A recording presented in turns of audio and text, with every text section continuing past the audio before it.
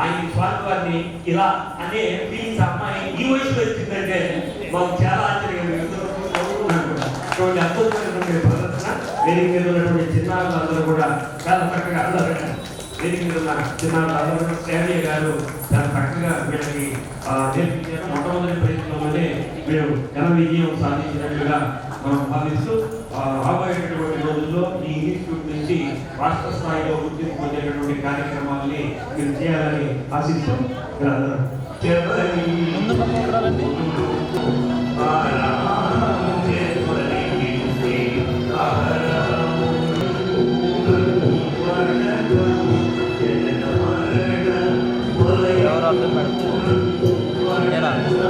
ఏమంటుంది పెట్టాను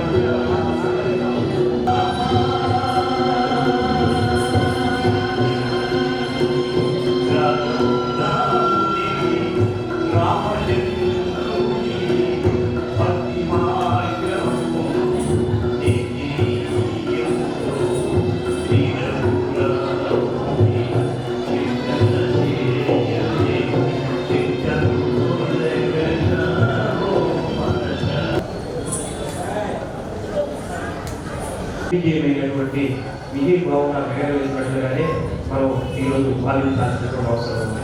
అయితే ఈ కార్యక్రమాన్ని మీరు శ్రీ రాఘవ కూచిపూడి సంగీత నృత్య కళానిలయాన్ని ఆన్లైన్ ద్వారా ఆఫ్లైన్ ద్వారా కూడా పిల్లలకు నేర్పించడానికి వారు సిద్ధంగా ఉన్నారు.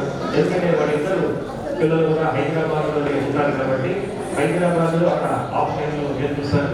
మన ఒంగోలులో కావాలనుకున్నటువంటి వాటికి ఆన్లైన్ ద్వారా కూడా వాళ్ళు సంగీతం నృత్యం నటన నేర్పించడానికి అవకాశం ఉంది.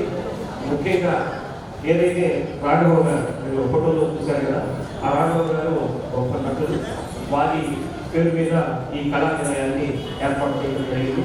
వీరికి రాఘవ గారికి ఎక్కువ ఇష్టమైనటువంటి వ్యక్తులే ఈరోజు ఆహ్వానించుకోవడం జరిగింది. చాలా మంది మనకి ఆయనతో ఆత్మీయంగా ఉన్నా కానీ ఆయనతోటి ఆత్మీయంగా తిరిగేటటువంటి వాళ్ళని, ఆయనకి ఎవరినైతే పిలిస్తే వారికి ఆత్మ శాంతిస్తుందో అటువంటి వారి ద్వారా ఈ కార్యక్రమాన్ని ప్రారంభిస్తే బాగుంటుందన్నటువంటి ఉద్దేశంతో ఈ కార్యక్రమాన్ని రూపొందించడం జరిగింది. మనకి ఒంగోలులో, మనకి ప్రకాశం జిల్లాలో, మనకి రాష్ట్రంలోని జాతీయ స్థాయిలోని ఎన్టీఆర్ కళా పరిషత్ అనడానికి ఒక అద్భుతమైనటువంటి పేరు ప్రఖ్యాతులు తీసుకొచ్చి ఒంగోలు నగరానికి ఒక ఇష్టమైనటువంటి గుర్తింపు తీసుకొచ్చినటువంటి పెద్దలు ఈదర హరిబాబు గారు, వారు మాజీ శాసనసభ్యులు, మాజీ శక్తి చైర్మన్ గారు కూడా పనిచేశారు. వాటికన్నా కూడా ఒక కళాకారుడిగా ఎన్టీఆర్ కళా పరిషత్ అధ్యక్షుడిగా ఈరోజు జాతీయ స్థాయిలో గుర్తింపు పొందినటువంటి అన్నగారు ఈదర హరిబాబు గారిని ఈనాడు ఈ కళా పరిషత్తు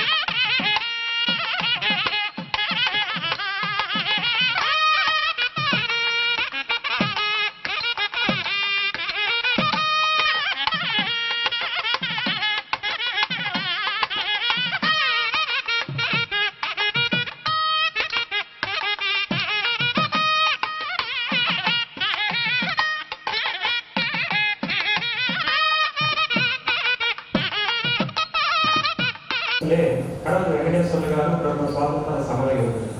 ఆ స్వాతంత్ర పోరాటంలో పాల్గొన్నటువంటి కుటుంబం ఈ కడవని వంశిస్తుంది.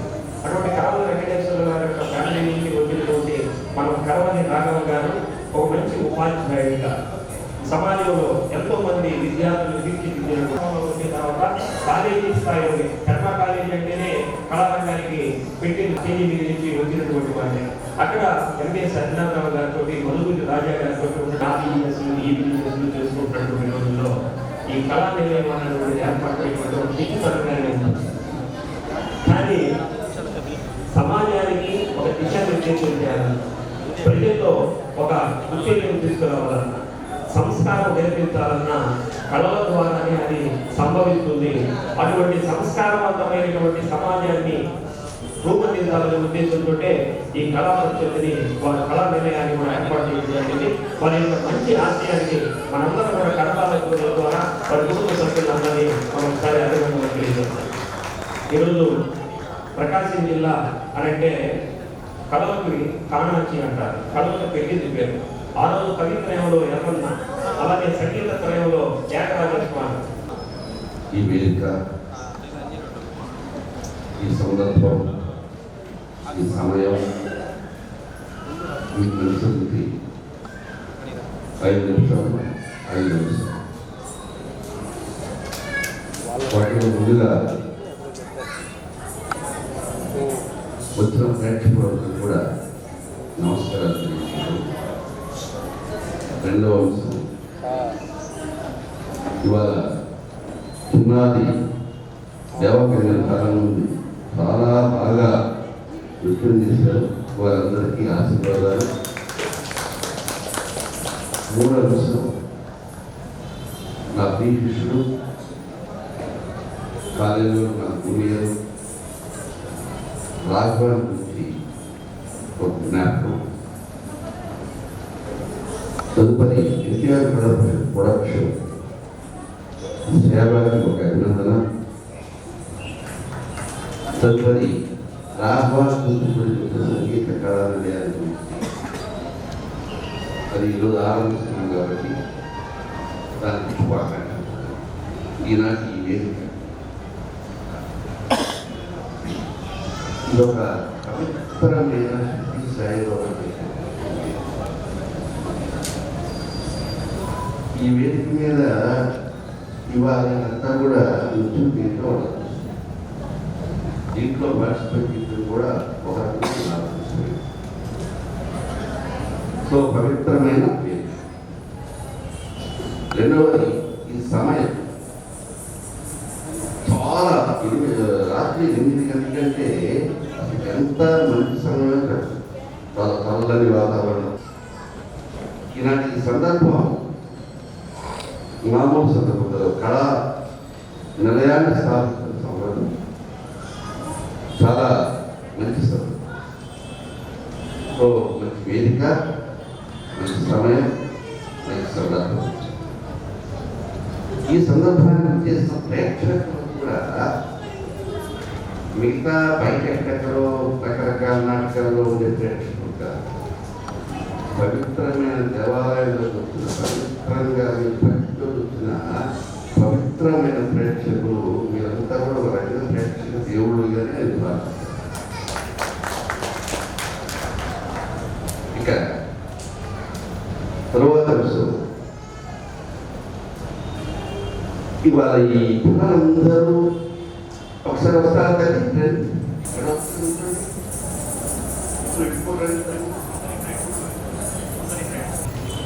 అయితే వాళ్ళందరికీ ఒక ప్రత్యేకమైన అనుభూతి. వీళ్ళందరికీ నాట్యంతో పాటు నవ్వులు కూడా అడ్డిపడుతుంది. ఆ నవ్వు అనేది నాకు ఒక ప్రత్యేకంగా చాలా స్పష్టంగా ఇదివరకు ఈ విధంగా నవ్వు నేర్చుకుంటున్న సందర్భాలు ఒక రకంగా సేవ ఒకసారి పిల్లలంతా మనస్ఫూర్తిగా మనంతా కూడా ఆశీర్వాదం చేస్తాం. మీ అందరినీ నెక్స్ట్ ఎన్టీఆర్ కళాభిషేకం ఎదురు చూస్తుంది. మీ అందరి చేత చాలా మంచి మంచి ప్రదర్శనలు ఓకేనా? ఓకే, చదువుకునేటప్పటి నుంచి నాకు మంచి ఆ తర్వాత టీచర్గా పనిచేసినప్పుడు కూడా మామూలు అమృతంలో పనిచేసినప్పుడు కూడా ఒక కుటుంబ సభ్యులాగానే మా ఇంటికి రావడం పోవడం, మా మిస్సెస్ ఏముండే మనం తింటాం, మా మామయ్య గారిని అంటే ఆయన అసలు కుటుంబంలో సభ్యులుగా ఒక తమ్ముడుగా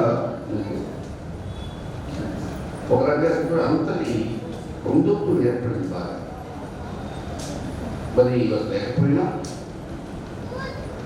వాళ్ళు ఒక మంచి సేవ లాంటి సేవ పెద్దమైనది ఇద్దరు ఆడి ఉద్యోగించలేదు లేకపోతే. అందుకని రాఘవ ఒకసారి జ్ఞాపకం చేసుకుంటూ, రాఘవ నువ్వు ఎక్కడన్నా ఉండు, స్వర్గంలో ఉండుంటావు, బహుశా మంచి కూతురు నీకు నా అభినందనలు చెప్పి ఇక్కడి నుంచి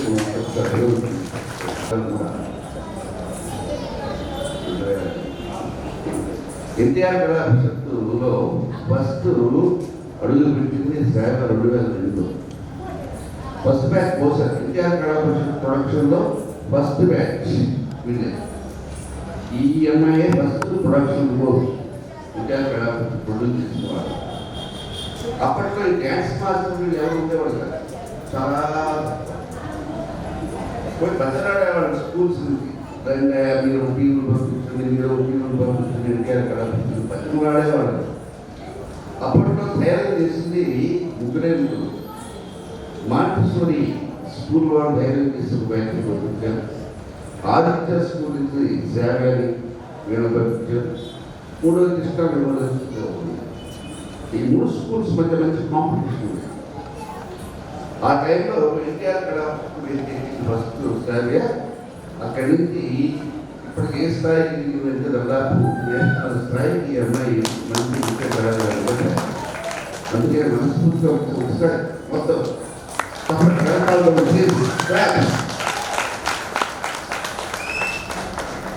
అయితే నాకు ఎన్టీఆర్ కళా అధ్యక్షుడిగా నాకు అడుగుతున్న ఈ సంబంధాలన్నీ కూడా తెలుగు డ్యాన్స్ అకాడమీ, అలాగే శివకుమార్ గారు నళిని ప్రియ అకాడమీ, ఈ వేల మంది స్కూల్స్ చదివే పిల్లలు అందరి పరిచయంతో కంప్లీట్గా కూడా ఈరోజు ఇంకొక సంస్థ ఇక్కడ ప్రారంభం కావడం అనేది ఇంకా ఒంగోలు ప్రతి అసెంబ్లీగా నేను భావిస్తున్నాను. శ్రీ రాఘవ కూచిపూడి నృత్య సంగీత కళ లేదు, మీరేమో మంది నృత్యమే. ఈ అమ్మాయికి అసలు నృత్యకి సంగీత లేదా ఇక్కడ నేర్పడం కానీ ఏదైనా కానీ మీ దగ్గర కూడా కొన్ని వేల మంది కళాకారులు తయారయ్యి మన ఆంధ్రప్రదేశ్లో ఎక్కడ చూసినా సేవయ శిష్యులు అంటే పేరుగా నువ్వు తయారు చేయాలి. శివకుమార్ గారు వారి నాన్న, వారి అమ్మ, వారి భర్త, ఆమె పిల్లలు వీళ్ళందరినీ చూస్తే నాకు ఎందుకో ఎంత ప్రశాంతమైన కుటుంబం, ఎంత ప్రశాంతమైన వాతావరణం ఉంటుంది. పిల్లలు డ్యాన్స్, చక్కటి భర్తల తల్లిదండ్రులు. నేను మొన్న కంచిలో ఆ వార్త చూడగానే తీరు కాశ ఎక్కడ కంచిలోకి పోయి అక్కడికి పీఠాధిపతులు మొక్కలు పెట్టించి అక్కడ వాళ్ళను పెట్టించి అక్కడ ప్రదర్శించే మామూలు వేసుకుంటారు. చాలా అలాగే ఇండియా చాలా నుదురుపుగా చాలా చేశారు. మన ఇంకోలో జరిగితే అక్కడ ఇండియా మీద ఒక 10 నిమిషాల పాటు దాన్ని కూర్చోండి. అక్కడ ఇంట్లో చేశారు, ఇంకోటి చేశారు. జనం చాలా మాత్రం మామూలు ప్రదర్శన. నాకు చేసిన ప్రదర్శనలో నాకు బాగా నచ్చిన ప్రదర్శన ఎంతో గొప్పగా, ఎంతో చక్కగా ప్రేక్షకులు మొత్తం ఆ ఒక విషయం చెప్పాలి. వత్సమోలు ఎప్పుడో పెట్టినాడు కదని విన్నాం. వత్సమోలు అనేది మీరు విన్నారు ఎప్పుడైనా ఈ మధ్యాహ్నంలో డ్యాన్స్ అయిన తర్వాత ప్రేక్షకులు మొత్తం వత్సమోలు అని చెప్పి మళ్ళా వేయించుకున్న సందర్భం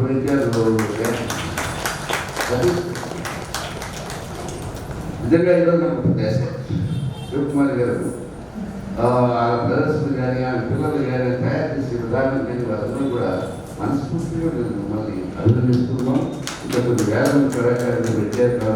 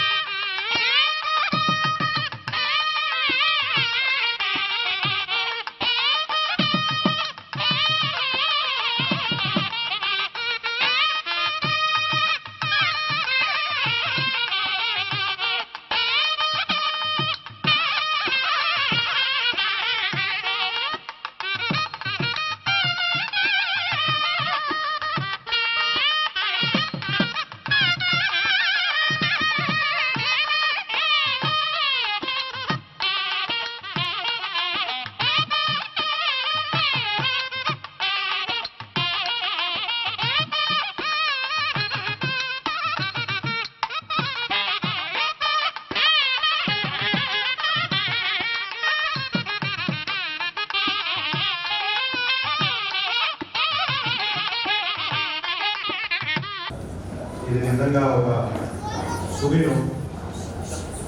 శ్రీ చిట్టా సంవత్సరాలు గారితో అంటే నేను మా బ్రదర్ని చూస్తూ పెరిగాను. చాలా రకాలుగా ఆయన నన్ను ప్రభావితం చేశాను జీవితం.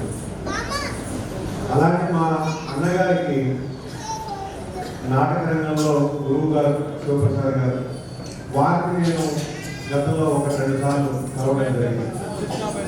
సహజంగా ప్రతి మనిషి కూడా అంటే వృత్తి ప్రవృత్తి లాగా ఆయన ఆ ప్యాషన్ ఏదైతే ఉందో నాటకం పట్ల, యాక్టింగ్ పట్ల, పద్యాలు కానివ్వండి లేకపోతే ఆ రాగాలు, అది నిజంగా అభినందనీయం, శ్లాఘనీయం.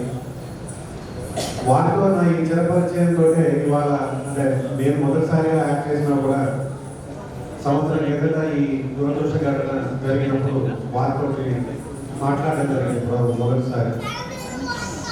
ఆ రోజు నిర్ణయించుకున్న ఇలాంటి జరిగినప్పుడు ఒక సంవత్సరం తర్వాత ఏదో రకంగా ఒక అవకాశం జరిగితే గురువు గారితో మేము మళ్ళీ ఒక రకంగా అసోసియేట్ అయ్యి మళ్ళీ ఏదైనా చేద్దాము అని. సో ఈ చిరకాలంలోనే ఆయన ఒక స్క్రిప్ట్ తయారు చేసి అడిగిన వెంటనే హైదరాబాద్ వచ్చి ఆన్లైన్లో కానీ లేకపోతే ఫోన్లో కూడా వాళ్ళు సజెషన్స్ ఇస్తూ నేను చేసిన ఏదో ఒక చిన్న ఈ పెర్ఫార్మెన్స్కి వారి కృషి కనుక నాకంటే ఆయన ఎక్కువ కష్టపడ్డారని ఒకసారి సభాముఖంగా వారికి కృతజ్ఞతలు తెలియజేసుకుంటూ సభాధ్యక్షుడు వెళ్ళిపోతాడు, ఒక మాట్లాడే వెళ్ళిపోతాడు, చివరిగా సన్మానం చేసేవాడు ఉంటాడు. ఇంకా మిగతా వాళ్ళంతా ఎవరిలో వాడు వెళ్ళిపోతారు, మీరు కూడా వెళ్ళిపోతారు. కష్టపడితే ఈ వ్యక్తి కోసం నేను దగ్గర చూసిందోట ముఖ్య అతిథిగా వచ్చినట్టు వారు సభాధ్యక్షులు సభ చివరిదాకా ఉండడం అదే ఆయన కోపం. ఆ చివరిదాకా రావడానికి ఎవరు ఉన్నారు సభ వచ్చి నేను నిలబడున్నాక మీరు లేకపోతే నా పనులు జరిగిపోతాడు. అది కరెక్ట్ కాదు, అటువంటి వారు కాదు. ఎదురైన వారు కళలు పోషించేవారు అంతా చెప్తారు. నేను చెప్పేది ఏంటంటే చివరిదాకా ఓర్పుగా ఉండి దాన్ని ఆత్మీయం చేసుకునేటువంటి విఘ్నత ఉన్నటువంటి గొప్ప నాయకుడు అవుతుంది. గొప్ప ఆర్గనైజర్ నేను మనం తెలుసుకుంటూ అట్లాగే శివకుమార్ గారు